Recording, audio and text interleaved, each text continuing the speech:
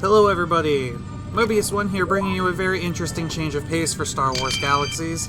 As you can tell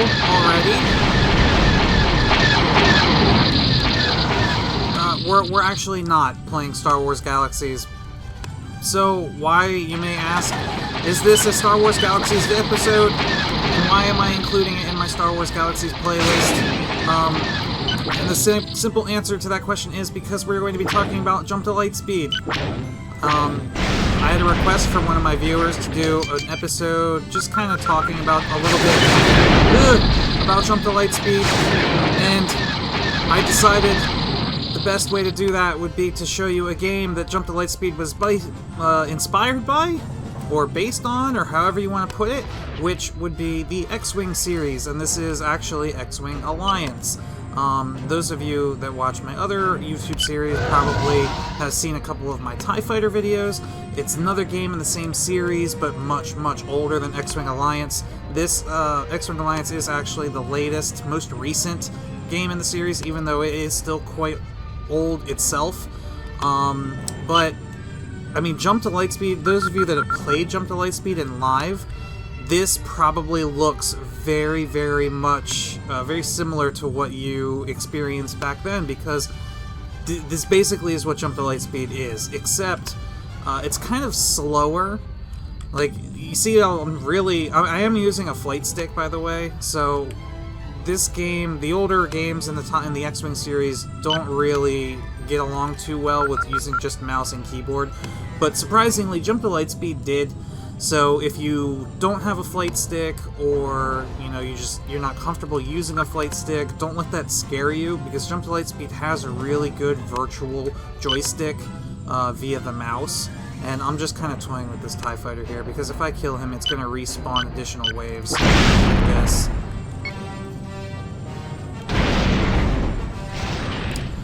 Which is interesting, because there is actually a series of, or there's a type of mission in Jump to Lightspeed called duty missions, which are basically exactly this.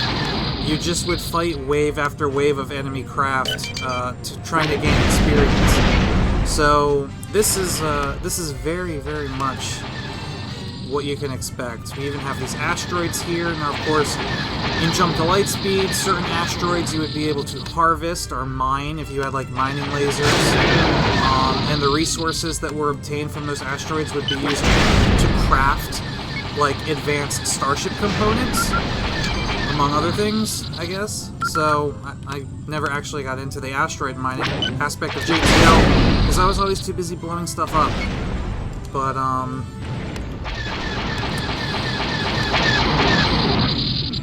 yeah, this is basically what you can expect when JTL comes out, and I'm sorry I'm having a hard time concentrating on what I'm trying to say while I do this, so we're just gonna toy with this last fighter. Jump to Lightspeed. What is it? Well, it was Galaxies' first expansion. It was also the best expansion, in my opinion, in many people's opinions. I know there are a lot of people that probably have stopped playing the emulator, that as soon as JTL gets added, they will be back and probably will stay for a very, very long time, because JTL is just fun. It's definitely more skill-based than the ground combat of Galaxies, and I don't mean that there's no skill involved in the ground combat of Galaxies. I mean, there's a lot of skill involved, but the amount, like the level of skill involved, is nowhere near what it is in Jump to Lightspeed. Like, a skilled pilot, there's a huge difference between a skilled pilot and an unskilled pilot in JTL. And while gear does play a pretty significant role in JTL, because you can actually upgrade your ships, you can change components, like you can swap out your engines, your blasters, your shield generators, your hull, your capacitor, your targeting computer. Like, there's all these different components that, which not only do they affect, how your craft handles, but it also affects how your craft looks. So, like an X-Wing, if you put on certain heavy blasters, the blasters on the wingtips of the X-Wing will actually be larger than if you were using just like the standard blasters, or the engines could be shaped differently.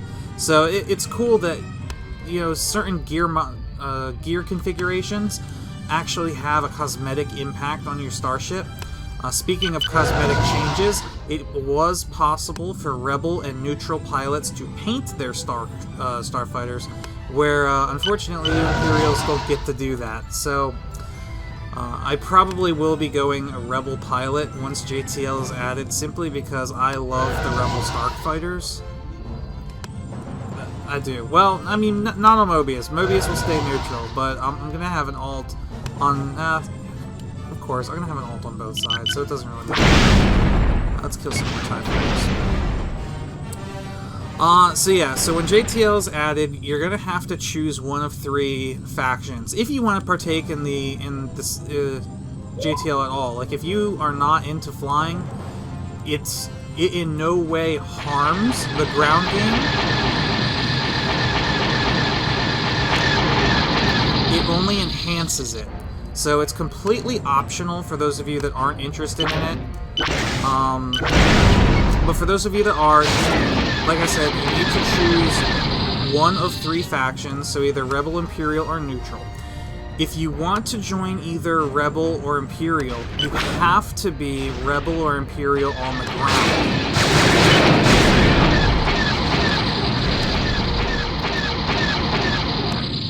However, if you want to be a neutral pilot, you can still be Rebel or Imperial on the ground and be a neutral pilot. You're not locked into flying for your faction unless you, if you don't want to. However, you can't fly for the opposing faction. You can't be Rebel on the ground and an Imperial pilot. That doesn't work.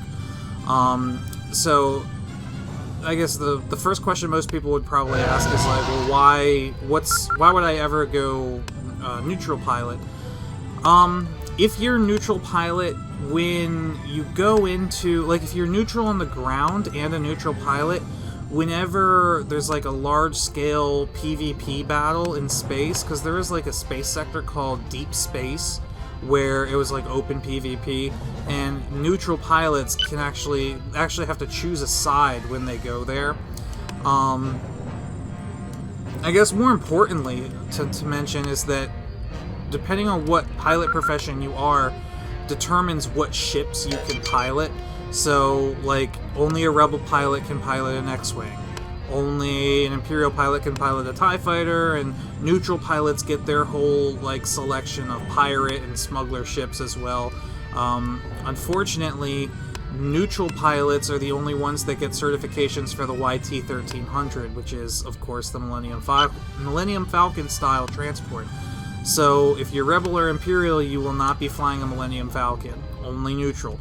But, like I said, that's kind of the good thing, that, like, why you can still be a neutral pilot if you're Imperial or Rebel on the ground. So if you really want to fly that Millennium Falcon, and you are, like, a hardcore or a diehard Imperial, like, you can still do that, but you won't be able to fly TIE fighters also. You can switch pilot factions, but it's just like your professions on the ground, where, like, if you decide to surrender your skills in one and start training the other, you lose all of the benefits that came along with those skills. So you probably won't be doing that. I'm trying to remember. Each faction also has like 3 different wings that you can join. I don't remember what they all are, but they all have the same skill trees. They just have varying quests, and they have different badges in your bio. So you can actually, like, if you become a Rebel, Master Rebel pilot for, like, I think one of them's Havoc Squadron or something, then you get the badge saying you become an ace pilot for the Alliance's Havoc Squadron, and then you can dump your entire pilot profession and start over with one of the other Rebel squadrons, and when you master it again, you get a second badge. So if you're, like, after all the badges in the game, you have to master pilot 9 times, 3 per profession. So that's a lot of flying, especially because the profession... the pilot professions kind of level up in an interesting fashion.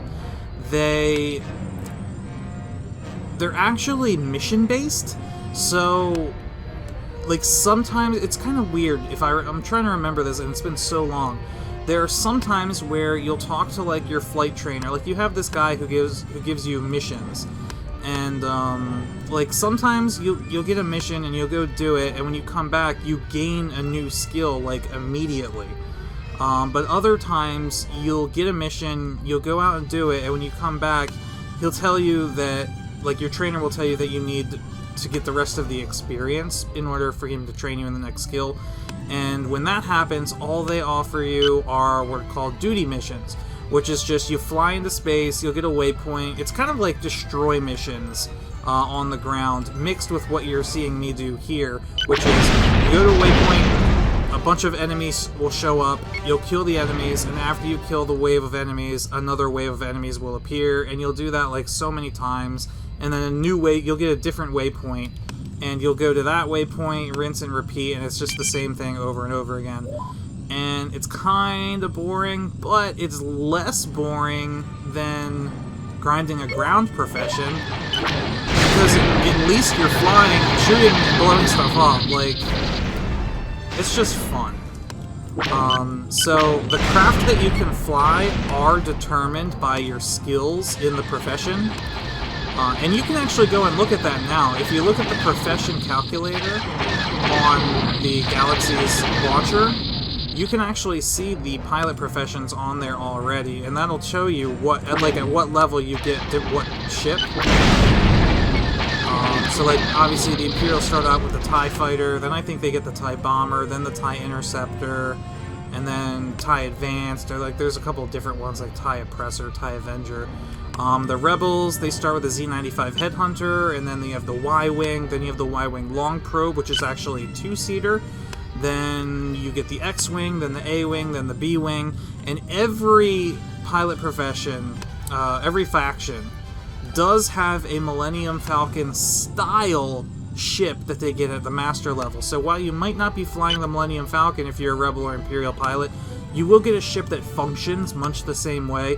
It's like a larger player on board ship that you can invite, friends on, and also has like a top and bottom mounted cannon or turret that your passengers can get in and shoot from. So it is pretty balanced. You just may not get the style ship that you're looking for necessarily, but I think the way it's done is quite well. Also, lastly, like regarding the ships, yes, it is possible to fly a Fire Spray, which is like Boba Fett's Slave 1 ship, but those ships are going to be, and that's the only ship that's available to all professions, I think. Somebody comment and remind me, is the Fire Spray available to every profession? Because I think it is, but it might be a neutral only. I think it's available to everybody. But I do remember it requires a lot of reverse engineering by a shipwright in order to craft it. So they're going to be extremely expensive. Yeah. I can't think of what else to say, really. I mean, Jump to Lightspeed, it's fun. I've had some great moments in Jump to Lightspeed. I know in deep space, like I was talking about before, there's the PvP zone. The Rebels have a space station, and the Imperials have a Star Destroyer. And if the Rebels destroy the Star Destroyer, or whichever faction destroys the other faction's like base first, it causes multiple ships, or it causes more spawns in the Kessel system, which is another space sector, to spawn. So, like, by destroying the Star Destroyer, you cause more TIE Fighters to spawn in Kessel, which allows you to farm for XP and farm for parts more than the other faction. So, there is, like, an incentive to go to the PvP zone, even if you're not looking for PvP. It is really loud. So, anyway, I really wanted to destroy the Star Destroyer, and I didn't have anybody to do it with me, so I got into a B-Wing. I loaded my B-Wing with the heaviest hitting lasers that I had, and I actually, over the course of 3 hours and 4 deaths, I was able to solo the Star Destroyer. I'm sure you might be able to, like, I'm sure other people have done it better than I have, but the fact that I was able to do it at all, to me, was really impressive. So, that's kind of my claim to fame. I was able to take out a Star Destroyer by myself, even if it did kill me 3 or 4 times. It was cool.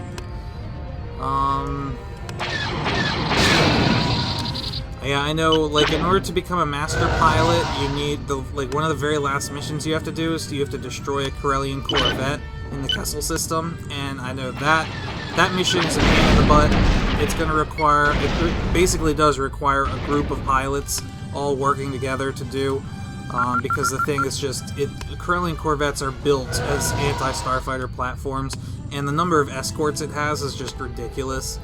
So that's fun. That's kind of like the end game. Other than the Star Destroyer, the Corellian Corvette's kind of like the end game of JTL.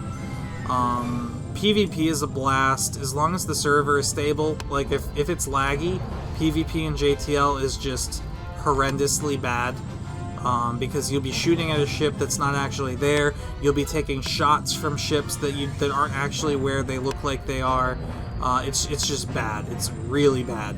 So the server needs to be up for it, but I don't think that Basilisk and or Suncrusher will have that issue, because other than the desync issue, I mean, the desync issue is pretty bad. It would be really bad in JTL. But other than that, I don't think the server stability is an issue.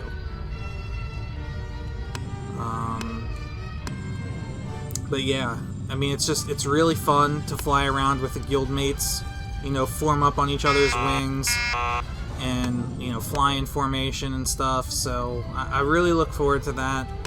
I really look forward to painting my ship again to make it look like it did back in live. I look forward to getting my astromech droid to ride in the, you know, behind me and chirp at me and stuff, and it's... JTL is just a whole nother level. It's like a whole different game. It's a game within a game, and I can't wait for them to add it. So yeah, this was a very interesting episode. It was very difficult for me to talk and focus on what I'm doing at the same time.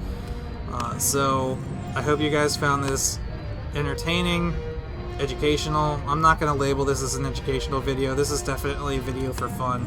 This is kind of a story time video. But, yeah. Let's wrap this up, shall we? And... oh. And... let's try spinning. That's a good trick. Oh. That's why you never trust your targeting computer.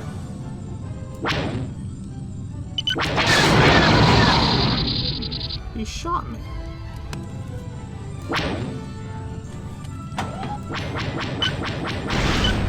Alright.